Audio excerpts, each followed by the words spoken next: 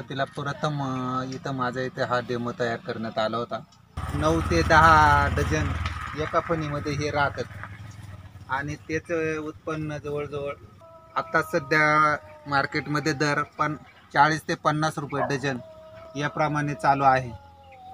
आणि आता ही परिपक्व झालेली असे ही आहे. आता सध्या ही काढण्याच्या स्थितीमध्ये. तसे आपण ही घरगुती पद्धतीने पेंडा वगैरे आणि याच्यामध्ये पोत्यामध्ये बांधून आणि त्याच्यामध्ये पिकत घालणार आहोत. याच्यावरती कुठलीही रासायनिक प्रक्रिया करणार नाही आणि हे पूर्णतः ऑर्गॅनिक आहे.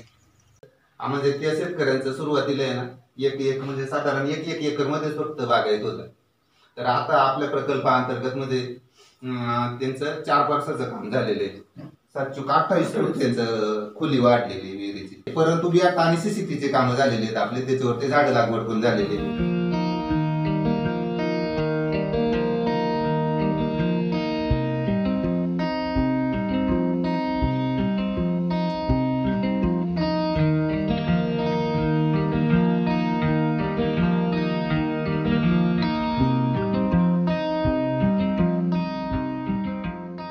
आणि त्याच्यामुळं मग आपल्या व्याटचे त्याच्यामध्ये पाणी जिरून आणि आता सध्या त्यांचं आहे ना जवळजवळ 1 एकर म्हणजे जे शेतकरी आहेत ना 5 एकर बागायता खाली आलेले. पहिली शेती आम्ही भाताची शेती साध्या पद्धतीने करायचो.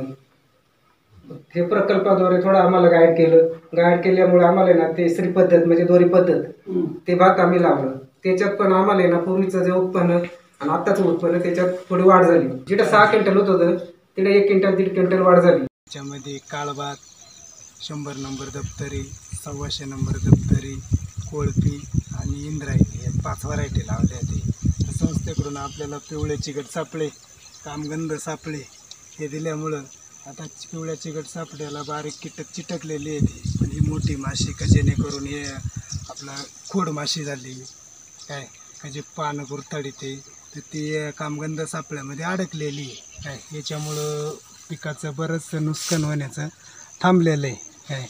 आणि आजही पीक जोमात आहे.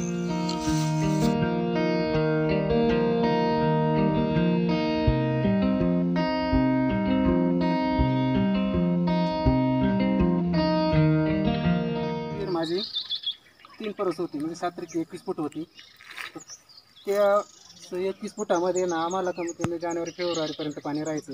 शेतीसाठी तर काही उपयोगच होत नव्हता. नंतर ह्या काळाला गहू नव्हता निघत, हरभरा निघत नव्हते आणि प्लस पियाची पण टंचाई होती. रोटरी क्लबचा तुम्ही आभार दिल्याबद्दल आम्हाला खाली 4 परस खाली खोदली वाढली. तर त्याच्यात नशिबानं खाली पाणी पण आम्हाला बऱ्यापैकी लागले. आता 2 वर्षापासून ना आमचं जे मागचं उत्पन्न 1 एकर भिजत होतं. 1 एकर गहू हरभरा गहू 1 एकर मध्ये निघायचे. आता तिथे 3 एकर 3.5 एकर म्हणजे बागे ठेवू लागले. सक्रू विका भांगरे कुठला गाव आहे? वावेशी. तुम्ही कधीपासून येते? इथं आम्ही स्थानिक इथले येते.